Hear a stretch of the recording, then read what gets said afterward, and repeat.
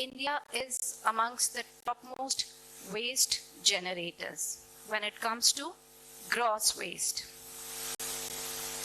We generate 1.6 lakh tons of waste every single day.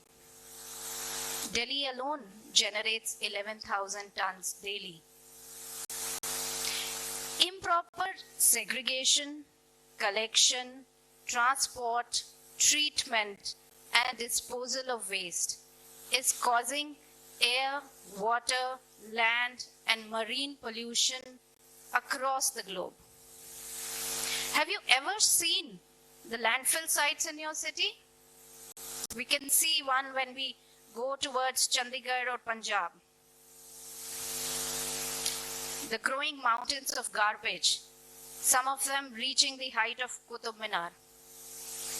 Is this what we want our city to be like?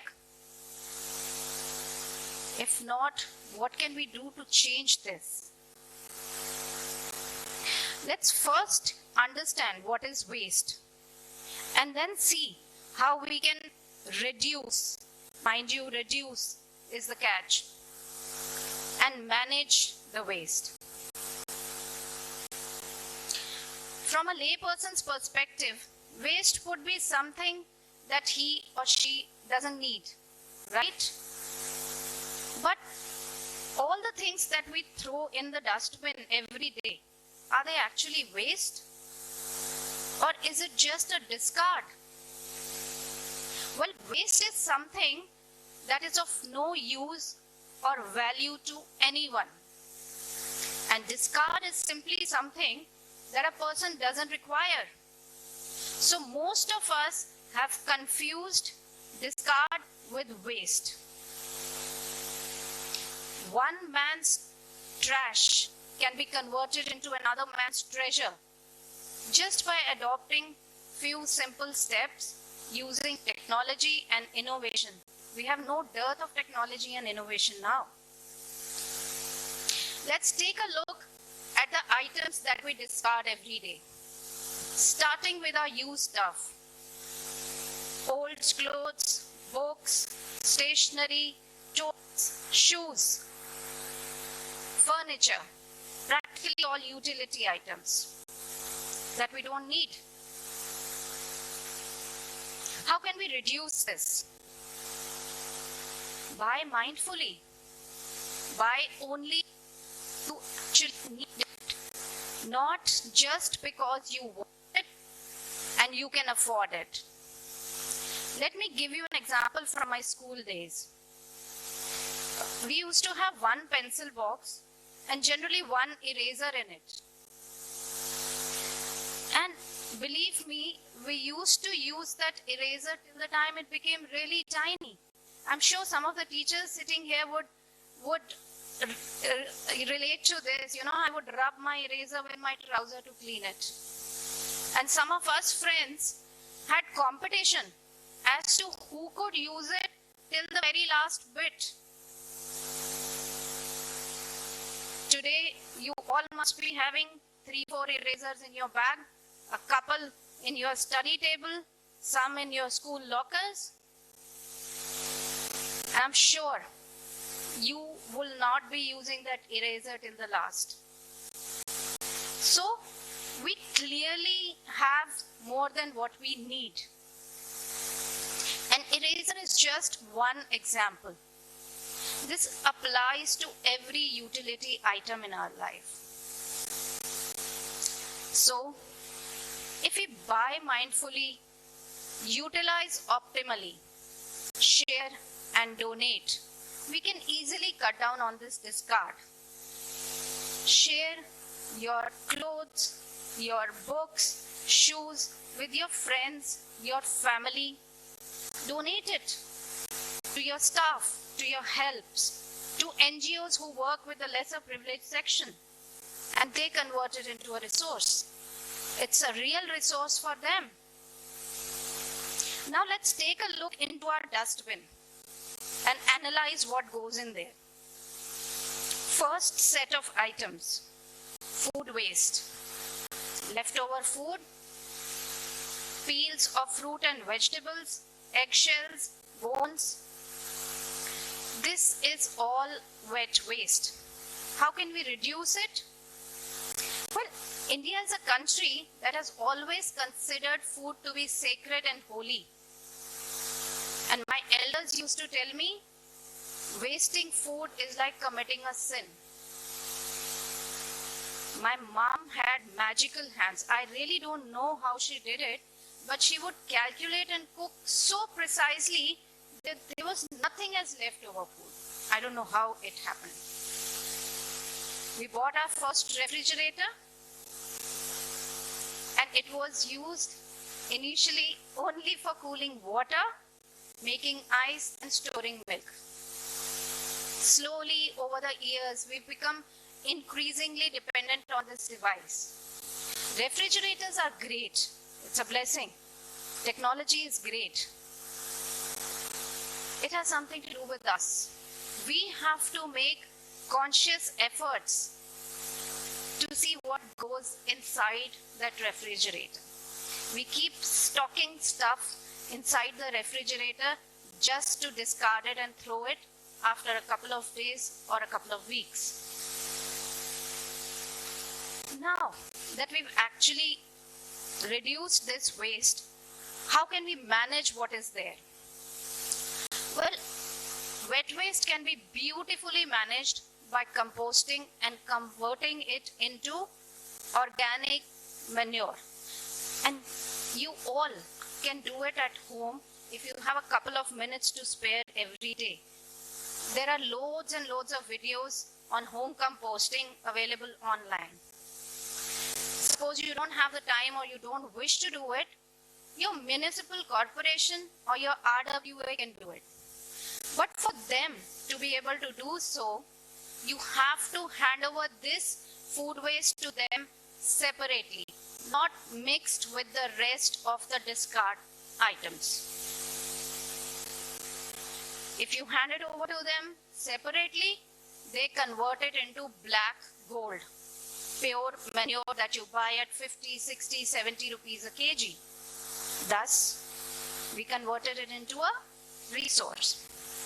What else goes inside the dustbins?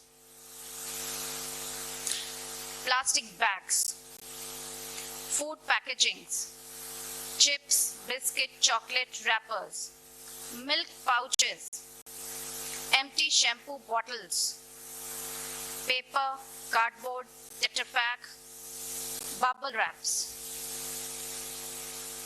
This is dry waste. How can we reduce this? Start by reducing your consumption and dependence on single-use plastic. Now, this is the plastic that is discarded after just one use. Plastic bags, disposables, cigarette butts, food packagings. Sometimes it's discarded after minutes of use, and it ends up polluting the environment for 500 to thousands of years. Plastic doesn't decompose. It breaks down into minute fragments called microplastics, which are everywhere. The air we breathe, the water we drink, the table salt, and even in the breast milk. It's recently detected in the fecal matter of human beings. A credit card weighs 5 grams. This is the amount of plastic ingested by us every week. And health outcomes are not yet fully known, but it could range from allergies to cancers. Adopt a cloth bag. Start carrying it in your lady's purse, laptop bag, car boot space, bike carriers at all times. If one person adopts a cloth bag, he or she ends up saving at least 20,000 plastic bags from polluting the environment. Carry your own water bottle. Buy less of packaged stuff. Stop littering. Buy locally. You can reduce your dry waste this way. Now, whatever dry waste has been generated, how to manage that? It can easily be done by recycling, and our municipal corporations can do it for us, apart from some of the NGOs and waste management agencies. But again, for them to do this, we have to hand over the dry waste separately to them. Once the recyclable products are mixed with food waste, they become unfit for recycling. And if you hand it over separately, it's recycled, converted into another product. It's a resource. Going on to the next set of items in the dustbin. CDs, computers, printers, fax machines, cables, mobile phones, batteries, any gadget in working or non-working condition, electronic gadget that has been discarded is e-waste. Now this kind of a waste is particularly important because it leaches toxic chemicals into the environment if disposed of irresponsibly. How can we reduce it? Reevaluate before you buy a new gadget, whether you actually need it. Try to increase the life of your existing gadgets. For example, buying a case for your mobile phone helps it lasts longer. Buy Energy Star rated products which are eco-friendly. Resell or donate the reusable items that are in good condition. Importantly, increase your own acceptance for buying used and recycled second-hand products. It's not just good for the environment, it's great for the pocket also. If the electronic waste is damaged or broken, hand it over to an e-waste recycling agencies. You could find loads of contacts online. Else, you can take the help of your municipal corporation to do so. Managed? Going further to the next set of items. Sanitary napkins, diapers, dead pests, broken glass, expired medicines. Now this is the waste that is of no use or value to anyone, and it comprises of only 1 to 4% of the entire household waste. This waste, if mixed with the rest of the items, it can end up causing infection or injury to the people, garbage collectors, handlers who are sorting this waste. Now tell me, is it fair that the reject or the refuse that we generate, and we can easily manage it, should cause diseases and infections and injuries to the poor people who spend their time and energy in cleaning our homes and our city? Don't they deserve a life of safety and dignity? And we can easily provide them one by just doing what? Handing over this category of waste separately to them. And again, the corporation can dispose it off safely. Thus, this was more or less broadly the types of waste that we generate on a day-to-day basis. And we've seen, by adopting very simple steps, we can divert almost all of this waste from going to the landfill site. I'm not a waste management expert. I'm a doctor by profession. But applying the principle of ours, reduce, reuse, recycle, rethink, repair, repurpose, and recover, we've managed to divert 4 lakh kilograms of municipal waste from going to the landfill site in our small colony of 300 households. All the houses in our colony segregate their waste. We practice community composting inside our colony by the RWA and produce 10,000 kilograms of pure organic manure from the wet waste and the garden waste every single year. We've diverted 40,000 plastic disposables from going to the landfill site. If we can do it, you all can do it. If the impact of one person adopting these changes can lead to 4,000 kilograms of waste going to a landfill site, so you matter. You really matter. I visited a beautiful country, Japan, a couple of years back. I was sitting in my balcony enjoying my cup of coffee. A gentleman in the building across the road caught my attention. He was on a floor higher than mine and was smoking a cigarette. As expected, I thought after the puff he'll drop the ash down the balcony. But to my pleasant surprise, he took out an ashtray from his pocket and used it. This incident left me so moved.